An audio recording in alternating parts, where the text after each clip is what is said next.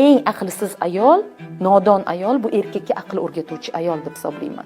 Bugungacha agar mana qancha dars, qancha narsa yozgan bo'lsak, Amir opa, erkaklarga ham nimadir gapirib chiqing hech qachon deyman. Hech qachon erkaklarga aql o'rgatmayman, chunki bu mening ishim emas. Shunday kuzataman, loyihalaringizda, podkastlaringizda ham asosan ayollarga yo'llaysiz.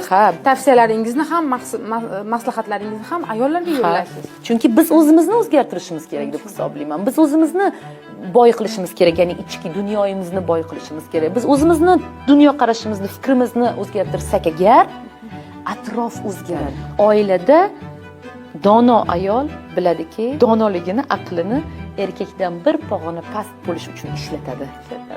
Hech qachon u bilan teng bo'lishga yoki undan baland bo'lishga ishlatmaydi. Faqat erkaklar shuni to'g'ri tushunishi kerak va ayolni qayerdadir o'qishida aqlli bo'lib ketadi degan narsadan qo'rqishi kerak emas. Ayol aqlli bo'lsa ham u hech qachon senga aql o'rgatmaydi.